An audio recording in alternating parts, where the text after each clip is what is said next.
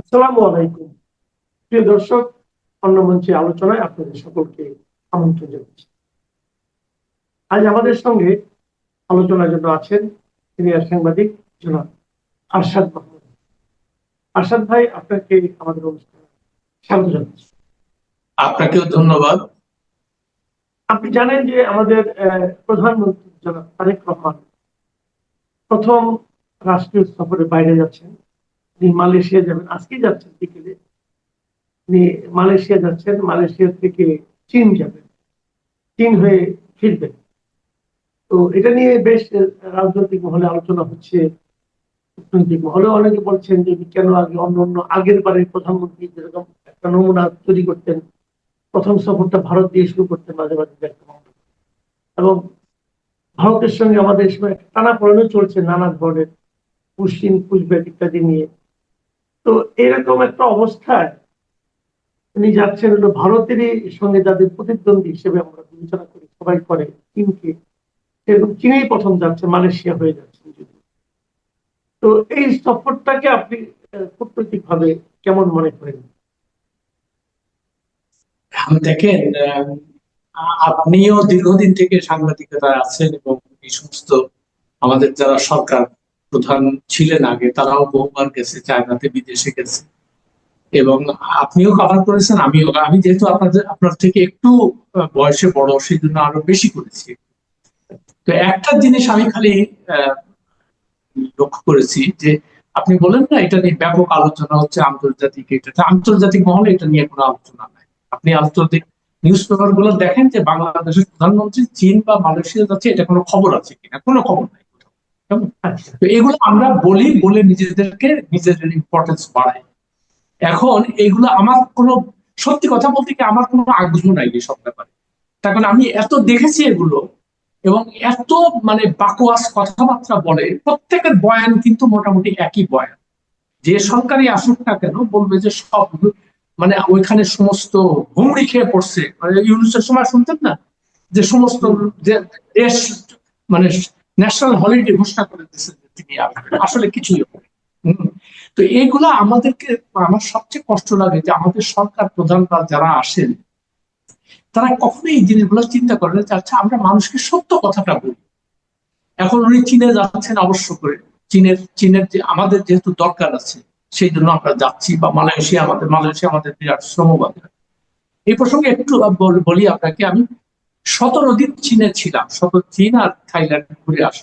তার মধ্যে 15 দিন ছিলাম চায়নাতে, এবং 2 দিন ছিলাম থাইল্যান্ডে, ফুকেতে। যাই হোক, এখন স্বাভাবিকভাবে যখন বিদেশে যাই তখন মনে হয় দেখি বাংলাদেশ নিয়ে এদের আগ্রহ কি। তো আমি যেটা আশ্চর্য লক্ষ্য করলাম, বাংলাদেশ যে কোন একটা দেশ তারা চেনেই না। সাধারণ মানুষ, অবশ্য হাই লেভেলের কথা বলছি না, সাধারণ মানুষের কথা। তারা আমি যখন, আর না চেনার আরেকটা কারণ, ওরা কিন্তু বাংলাদেশ বলে কোনো দেশ আছে এটা তারা জানেও না। ওরা ওদের ভাষায় বলে বানজাওয়া। তো আমি এতবার করে বোঝানোর চেষ্টা করতেছি, তারপরে আমি ওদের অ্যাপ, আমি তো ভাষা জানি না, ওরাও আমার ভাষা জানে না, তো অ্যাপের মাধ্যমে কথা বলি আর কি। উইচ্যাট বলে একটা অ্যাপ আছে, এটা খুব পপুলার ইয়ে। তো ওরা তারপরে আমি বললাম যে দেখো এটা, তো তখন ওরা হিসাব বললো ও বাঞ্জারা। আচ্ছা, তারপরেও চেনে না, তারপরে বললো কি এটা কোথায় আসলে, বাংলাদেশে এটা কোথায়। তো এটা তুমি, তারপরে বাধ্য হয়ে বলতো, তুমি বলো কি এটা ইন্ডিয়ার কোন ইয়ে না? হ্যাঁ, ইন্ডিয়া আমাদের বড় প্রতিবেশী। যাই হোক, কথাটা এই জন্য বললাম যে আর ওরা ভাষা টাষা জানে না, ভাষা খুবই কষ্ট হয়েছে আমার এটা। কিন্তু আমি যখন ওদেরকে বললাম যে দেখো তোমরা, ইংরেজি তো একটা ইন্টারন্যাশনাল ভাষা, তা তোমরা যদি একটু হোটেল, আমি তো বড় বেশ ভালো হোটেলে ছিলাম, সে হোটেলের রিসেপশনিস্টরাও ইংরেজি বলতে পারে। তো পরে ওদের সাথে আলাপ টালাপ করলাম যে তোমরা আসলে কেন এটা তোমরা ভাষাটা। তো তখন তারা আমাকে, দেখেন তাদের দেশপ্রেম এবং আত্মমর্যাদা বোধ আমাকে বিস্মিত করেছে। বললো যে দেখো তুমি এখানে কেন আসো, আমি তো তোমার কাছে যাই নাই। তো তুমি যখন এখানে আসছো নিশ্চয়ই তোমার কাজে আসছো, কোনো কিছু একটা হাসিল করতে আসছো। ফলে তোমার যদি দরকার থাকে তুমি আমার ভাষা শিখবা, আমি তোমার ভাষা শিখতে দেবো কেন? আমি যদি তোমার কাছে দরকার থাকে তাহলে আমি তোমার ভাষা শিখবো, ইংরেজি। আর ইংরেজি নিয়ে বা আমেরিকা নিয়ে তাদের বিন্দু মাত্র কোনো, তারা প্রচন্ড একটা পরিশ্রমিক জাতি আমি দেখলাম। আর যে কথাটা আপনি এই তারেক রহমানের চায়নার ভিজিট, বাংলাদেশের ভিজিটে, এখন আমরা যাচ্ছি আমাদের স্বার্থে সেখানে, তারা কিন্তু আসেনি। এই জিনিসগুলো সে বুঝতে হবে। আমাদের আমাদের স্বার্থটা কতটুকু অর্জন হতে পারে এই সফর থেকে? হ্যাঁ, সেটা তো এখন প্রত্যেকবারই যায়। আর একটা জিনিস নিশ্চয়ই লক্ষ্য করেছেন, গত 54 বছর থেকে আমি একই জিনিস দেখছি, যে প্রত্যেকটা সরকার বিদেশে যাচ্ছে, আসার পরে বলতেছে বিশাল সাফল্য হয়েছে, একদম একদম স্ট্যান্ডার্ড মানে কথাবার্তা। ওই অফিসিয়ালরা যেভাবে বলে দেয়, যেভাবে ইয়ে করে, এখন কোন সাংবাদিকও নাই যে এটাকে একটা পেনিট্রেটিভ একটা কোশ্চেন করবে, যে আচ্ছা আপনি যে বড় সাফল্য হয়েছে এটা আপনি আমাদেরকে কাইন্ডলি একটু স্পেসিফাই করবেন, কি কি করছেন ওইখানে, কি কি চুক্তি স্বাক্ষর হয়েছে, এবং চুক্তির পরে এটার মানে গ্রাউন্ড লেভেলে এটার আমরা প্রতিফলন কবে দেখতে পাবো। এখন চায়না, এখানে আপনি জানেন যে চায়না ভীষণ ভাবে সারা দুনিয়াতে এবং বাংলাদেশ তাদের অনেক রকম কাজ করবে। মানে আমি যে এলাকায় থাকি চাইনিজ ভর্তি এখানে, এদের foreign exchange reserve, foreign exchange reserve মানে আমাদের যেমন 30 বিলিয়ন, ইন্ডিয়ার 600 বিলিয়ন এরকম। তো এদের ফরেন এক্সচেঞ্জ রিজার্ভের পরিমাণ এখন প্রায় $3.5 ট্রিলিয়ন, ট্রিলিয়ন মানে বিলিয়ন, ট্রিলিয়ন ডলার। আর পাশাপাশি আমেরিকার কথা চিন্তা করেন, তাদের সারপ্লাস, সবকিছু সারপ্লাস। আর আমেরিকার যে বাজেট দিয়েছে সেই বাজেটের থেকেও এদের ইয়ে বেশি, মানে এদের ফরেন এক্সচেঞ্জ রিজার্ভ বেশি। ফলে এরা করেছে কি, সারা পৃথিবীতে, সারা দুনিয়া কিনে ফেলতেছে। আপনি আফ্রিকায় যান, তারপরে ক্যারিবিয়ান, ইভেন ইউরোপে পর্যন্ত তাদের ইনভেস্টমেন্ট ছড়িয়ে গেছে। তো এখন ওরা যখন এখানে আসে, তখন নিশ্চয়ই তাদের নিজের স্বার্থের কথা চিন্তা করে, তারা বাংলাদেশ কিভাবে এখন আমরা সেই সুযোগটা নেব। সেই সুযোগ কিভাবে নেব, যে ওদের টাকা পয়সা ব্যবহার করব, ওদের টেকনোলজি ব্যবহার করে আমরা, যেমন পদ্মা ব্রিজের কথা বলি, তারপরে থার্ড টার্মিনাল, যে আমাদের এয়ারপোর্ট, এগুলো সব চাইনিজরা বানাচ্ছে। তারপরে ঢাকা সিলেট 6 লেন যেটা হচ্ছে, সেটাও চাইনিজদের। চাইনিজরা সারা জায়গায়, তাদের প্রায় 7 থেকে 8 বিলিয়ন ডলারের মানে ইনভেস্টমেন্ট এখানে আছে। তো এখন আমি এখন তো বলা হচ্ছে, এখন তো বলা হচ্ছে যে তারেক রহমান সেখানে যাচ্ছেন বেসিক্যালি আমাদের তিস্তা যে প্রকল্প, সেই প্রকল্পের ব্যাপারটা নিয়ে আলোচনা করা যায়। তো ওটা হলে তো আমাদের জন্য ভালোই হবে নাকি? হ্যাঁ, এখন আমি তো এটার কোনো এক্সপার্ট না, ভালো তো নিশ্চয়ই হবে, নিশ্চয়ই, মানে আমরা তো সেইগুলাই চাইবো। তবে আমার একটাই অনুরোধ থাকবে তারেক রহমানের প্রতি বা এই সরকারের প্রতি, যে আমাদের স্বার্থ যাতে কোনোভাবে আন্ডারমাইন না হয়, এটা আপনারা খেয়াল করবেন।